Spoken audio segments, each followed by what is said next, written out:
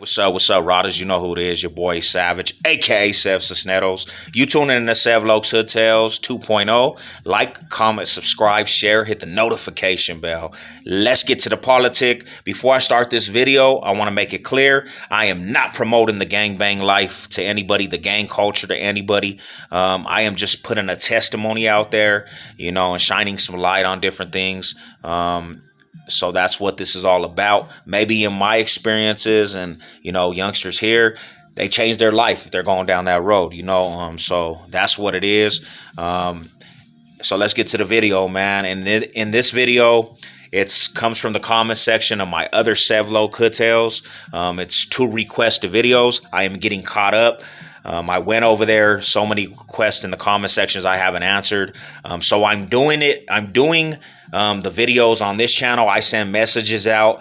So hopefully people start flooding in from that channel that we're doing this type of content over here now. And mile high salute to everybody that, still keeps that channel lit over there, man. I just got to get the word out to everybody that that's what we're doing on this side now. You know what I'm saying? So that's what it is. So the first video, the first requested video comes from Billy Barrenitos, and I hope I pronounced that, that last name right. Sorry if I butchered it, man. Mile high salute to you for the interaction, though. And your video request was you wanted to know about the ESGs from 27th Street in the east side of Denver. So let's get to it. So when you go to the east side, man, there's predominantly black gangs over there, but you have a handful of Mexican Chicano gangs. You have the Odies. You have an old school gang called the Deuce 5 Raiders. You have an old school gang called the Curtis Park Boys. You have Eastside Horseman. And you have the Eastside ESGs from 27th Street. 27th Street is 27th Street, 27 Arapahoe Street, Arapahoe block from East Denver.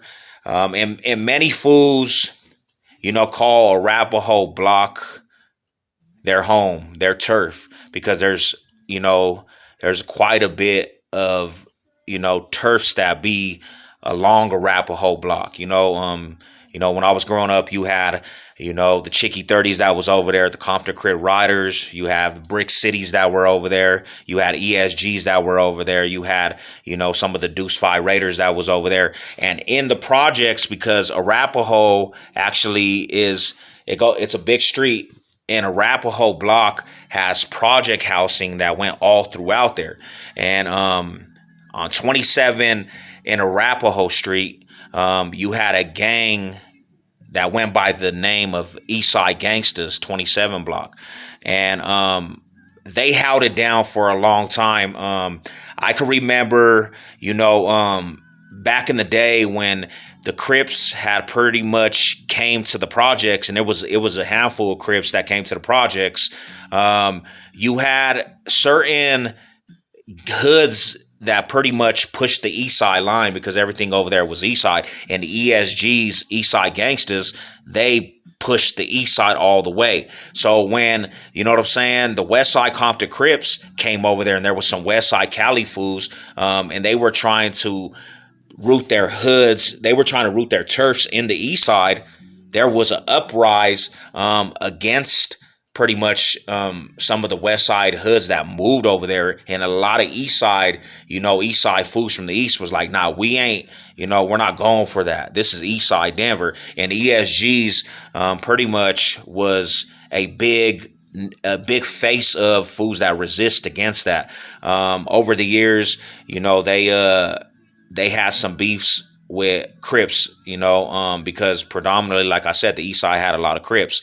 Now, there's another gang over there called Eastside Odies, and they actually used to go by Eastside Odie 13s, but they went to the pen and situations happened, and now a lot of them fools bang Trey 7 Odies. But the ESGs and the Odies, they actually, because they're both Mexican and Chicano gangs over there, they actually tied kind of their rags together. But there was a time when, they had conflicts amongst each other also. But they really actually tied and they really roll as one unit. That's how I see it, because, over there it's a lot of Crips, so they have to stick together for sure. You know what I'm saying? And they pretty much hold down, the set of 27 Avenue, 27 block of Arapahoe. But in saying that, my neighborhood, Brick City Dusevs, they grew up on the block with ESGs. So my relatives, they had a house on 27 Arapahoe, 26 Arapahoe. They had a corner store. My family had a corner store on 26 Arapahoe, the corner, and they had property all out there. But then the ESGs actually had property houses that were right there. So, you grow well with these dudes, all your life, and you have relations. So there was relationships also that was built. But politicking is politicking, and things sometimes pop off, But there's some writers from ESG. They definitely, put it down. So shout out to the real OGs and the writers from ESG, because you always gonna have writers and you always gonna have fakes. But they hold down 27 Arapahoe to the fullest, and they represent the 2700 all the way. Thank you for that interaction. Mall high salute to you. And that's what it is. The next video comes from, I think his name is Solo or Sojo. Sorry if I didn't pronounce it right. You asked me about Alameda and Athmar area by the Byers projects, and do I have any stories over there? So over there, when I was growing up, actually a long time ago, when I was young, bro, they used to actually, across the street from the 7-Eleven and the hamburger stand that's on Alameda right there by the Byers projects, there used to be a food stamp office. And my mom used to actually go to that food stamp office. It's not a food stamp office no more. They got an establishment over there. But back in the day, you would always hear about the Byers hood. And the Byers hood, that they belong to that area. They're, that's their neighborhood. That's their turf. Over the years, you've had a lot of Bloods, the influence of Bloods that migrated to the West. And then you had West Side Bloods that actually went over there. That's why the FBP, the young fools from Byers Hood, the rappers, they had beef with some Bloods over there, actually, because, it was power struggle between two top neighborhoods that were over there. So, when you talk about that neighborhood, it's really the Byers hood. That's their hood. They're Byers hood babies, and that's their turf right there. But you have had Bloods actually migrate over there. So you have a big handful of Bloods by them areas, Then if you go towards the Westwood, that was Westwood Hood's neighborhood, but you also have Bloods all throughout the West. So you're going to have different hoods over there. You have, I seen 16 blocks over there, CMGs. I seen, what I'm saying, fools that were from the West 7 fools that were over there. And that was their big rivals with, some of the Byers hood.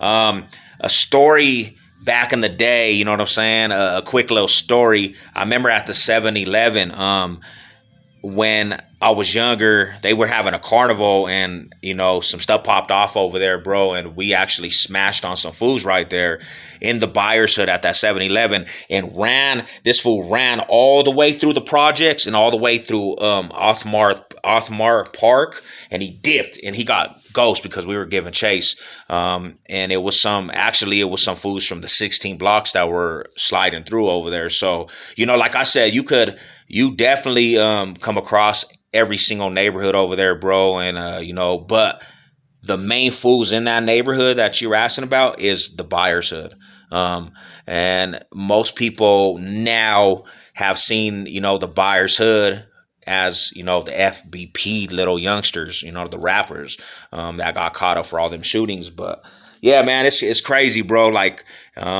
things changed, and different neighborhoods migrate. But I would have to say Byers hood will always run that neighborhood. They always have their roots over there because that's their hood.